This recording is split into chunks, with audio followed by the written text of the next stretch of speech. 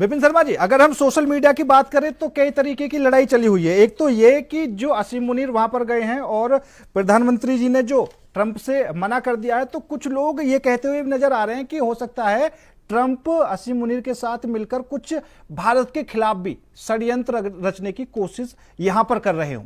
क्या ऐसा लगता है? नहीं, देखिए, ऐसा नहीं होगा, क्योंकि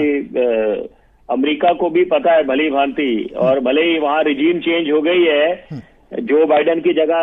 अब राष्ट्रपति डोनाल्ड ट्रंप है, लेकिन फिर भी देखिए वो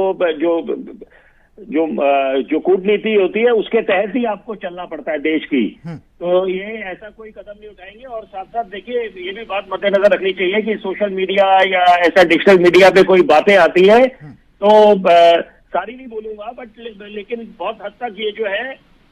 एक नैरेटिव चलाया जाता है, तो हम उस नैरेटिव में बह जाएं, उन बातों पे यकीन करने लग जाए, तो उनका तो मकसद बिल्कुल सिद्ध हो जाएगा। जो ये नैरेटिव चढ़ा रहे हैं और साथ में फेक प्रोपागेंडा चला रहे हैं कि ये चीजें होंगी, तो देखिए ये ऐसी बात नहीं है, ऐसी नौबत नहीं आएगी,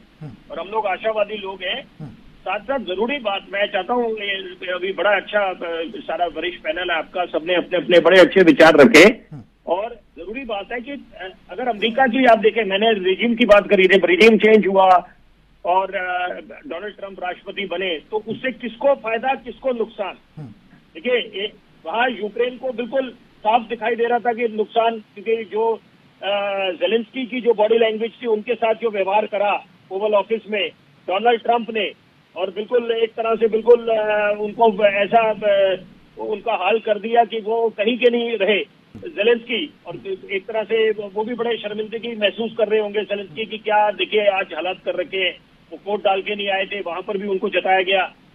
साथ साथ अगर अच्छी बात हुई इजराइल की कि इजराइल का समर्थन बिल्कुल डोनाल्ड ट्रंप की जो नीति है, कूटनीति है, वो समर्थन में उतर गए, और यही मान के चले कि अगर डोनाल्ड ट्रंप नहीं होते, कमला हैरिस बन जाती राष्ट्रपति अमेरिका की, तो वहां पर बिल्कुल इजराइल के साथ नहीं वो खड़े होते, तो वहां पर वो समर्थन नहीं मिलता इजराइल को जो डोनाल्ड ट्रंप दे रहे हैं। तो ये बातें भी देखिए, ये भी एक होता है कि एक तो आपकी देश की कूटनीति क्या है, लेकिन साथ साथ देखिए एक शीर्ष नेतृत्व पे भी बहुत कुछ निर्भर करता है। साथ साथ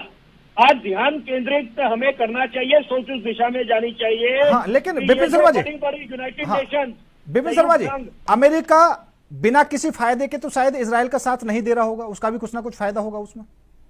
निश्चित बात है, फायदे में, और सबसे बड़ी बात है व्यापारी आदमी है डोनाल्ड ट्रंप। जो बाइडेन की तो चलो बात अलग थी, तो ये तो सबको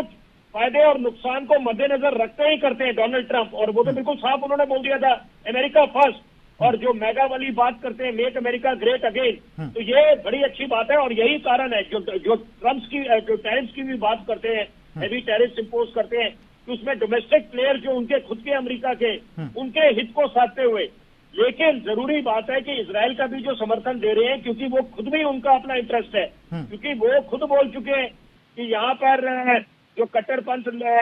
और ये जो आतंकी है उनके खिलाफ उनको मोर्चा खोलना है, क्योंकि वो तो खुद आतंकियों के शिकार रहे हैं अमेरिका। तो ये बातें सारी मद्देनजर रखते हुए कि प्रॉक्सी एक तरह से कि पीछे से हमला करना,